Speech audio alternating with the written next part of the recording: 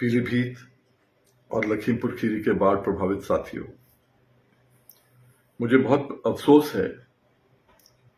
काफी दिन से लोग मुझे फोन कर रहे हैं कि जी बाढ़ में फंस गए, मर गए, बुरे हाल हैं, कोई देखने को तैयार नहीं है। और फिर मुझे याद दिलाते हैं जब आप थे तो हमें पैसे भी मिले थे, डॉक्टर भी आते थे। सही है, 1994-95 में जैसी भयानक बाढ़ आई थी वैसी बाढ़ आज तक नहीं आई। उस समय जब लोगों के घर, दो मंजिला घर उड़ गए थे, बाढ़ के अंदर बह गए थे, उस समय सरकार से कहा, सरकार ने जब कुछ नहीं किया तो हम कोर्ट ले गए सरकार, और कोर्ट से आदेश करवाए। जितने भी घर थे उन सबको 10-10 हजार रुपया उस समय तत्काल दिए गए थे। उनको अलग से कॉलोनी बना के प्लॉट दिए गए थे, और वो पूरी कॉलोनी रूदपुर में जाके देखो कितनी बढ़िया बनी हुई है। वहीं पर ही हर घर के अंदर 800 रुपए दिलवाए गए थे, हर झुग्गी के अंदर। जहां जहां पानी आ गया, बेशक आधा इंच भी पानी आया हो, 800 रुपए उनको दिलवाए गए थे। शायद उस समय केवल पूरनपुर क्षेत्र में दिए गए थे, बाकी पूरे देश में कहीं नहीं दिए गए थे। वहीं पर जब हम निकले चंदिया हजारा से, राहुल नगर, राजीव नगर, वहां से घूमते हुए नरोसा, सब पैदल गए थे 4-4 फुट पानी के अंदर। नरोसा से राणा प्रताप नगर, कबीरगंज, वहां से पूरा वापस आए हजारा तक, शास्त्री नगर तक। अधिकारियों को बुलवाया कि 1-1 एकड़ पट्टा दो। करीब 150 लोगों की उस समय शास्त्री नगर के अंदर जमीन चली गई थी। इतना दबाव था कि 1-1 एकड़ पट्टा देने की बात हो गई थी। एडीएम भी आ गया था, एसडीएम भी आ गया था, पर कुछ लोकल नेताओं ने आके कहा हम तो 5-5 एकड़ दिलवाएंगे। तो हमने कहा तुम्हें कुछ नहीं मिलेगा, ये सब बेवकूफ बना रहे हैं। आज देखो शास्त्री नगर भी खत्म हो गया, 1 इंच भी नहीं मिला किसी को। अफसोस होता है मुझे, लोग केवल कुछ करते नहीं है और बेवकूफ बनाते हैं। आपको अगर आज मोमबत्ती दे रहे हैं, आलू दे रहे हैं, अपनी आवाज उठाओ, सब इकट्ठे हो जाओ।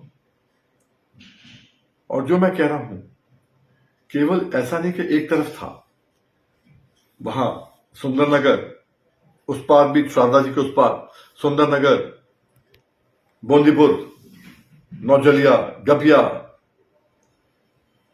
सेला, रामनगर, पूरा का पूरा।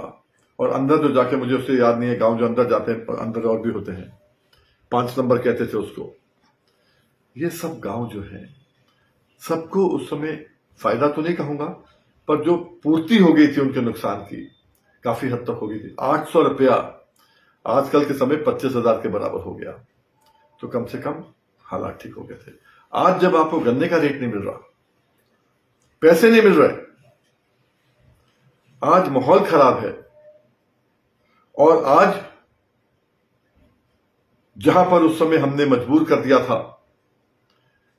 कि चीफ इंजीनियर वहां पर घूम रहा था, आपको याद होगा, आपके बाबा को याद होगा, आप तो बच्चे तो पैदा भी नहीं होते उस समय, पिता को याद होगा, बाबा को याद होगा, चीफ इंजीनियर घूम रहे थे, इंजीनियर इन चीफ घूम रहा था छाता लेकर। हजारों तो नहीं कहता, सैकड़ों करोड़ के पत्थर वहां डलवाए थे उस समय। एक्सीएन, एससी दर्जनों थे वहां पर। एक आपको राहत देने की बात थी, वो कहां दिख रही है? सही है, आज भी दौरा किया मुख्यमंत्री ने, कहां किया? गोरखपुर का किया। क्यों नहीं कर रहे पीलीभीत का? क्यों नहीं कर रहे लखीमपुर खीरी का? क्यों नहीं कर रहे बहराइच का? ये क्योंकि आपकी आवाज वहां नहीं पहुंच रही है। बिना रोए मां दूध नहीं पिलाती। आवाज बनाओ, अपनी आवाज बनाओ। अरे हमें तो केवल साधारण एमएलए था उस समय, आज तो आपके पास मंत्री भी वहां के हो गए हैं, आपके पास एमपी भी हैं, सब कुछ है आपके पास। क्यों नहीं करते हो? उस समय आपको याद है, हर गांव के अंदर डॉक्टर आता था, एक बार सुबह आता था और पशुओं का डॉक्टर शाम को आता था। उस समय कुछ नहीं था, ना एम्बुलेंस थी ना कुछ था। सरकारी जीपों को निकाल के उसमें हमने डिस्पेंसरी बनवाई थी कि आपको कहीं जाना ना पड़े, गांव के अंदर आए, और कोई उस समय जो है क्षति नहीं हुई थी। केवल और केवल आपको याद होगा वीएम सिंह को ऐसा पी लिया हुआ था, डॉक्टर ने मना कर दिया था कि वीएम सिंह जिंदा नहीं रहेगा, पर आपकी दुआएं थी जो मैं बच गया, आज भी हूं। ये चीजें मैं आपको इसलिए कह रहा हूं, मुझे आप फोन करते हो, मुझे खराब लगता है, मैं आज क्या हूं, मैं बेबस हो गया, ना तो मैं आपका विधायक हूं ना सांसद हूं, पर वहीं आपको देखना है, अपनी आवाज उठाओ, बिना रोए मां दूध नहीं पिलाती। आवाज उठाओ और हिम्मत करो और अपना हक लो। अगर कोई कहता है तुम्हारा हक नहीं है, तुम बैठे हो, बाढ़ की चपेट में बैठे हो, बोलो किसने बिठाया था? हमने हाईकोर्ट में भी कहा था, किसने बिठाया था? सरकार ने बिठाया था जब पूरब से लोग आए थे। तो आज अपनी बात उठाओ, मजबूती से उठाओ, और बाढ़ के अंदर जो आपका नुकसान हुआ है, आप दुखी हुए हो, मैं तो केवल अपनी संवेदना आपके साथ जोड़ सकता हूं। बहुत बहुत शुक्रिया। जय हिंद।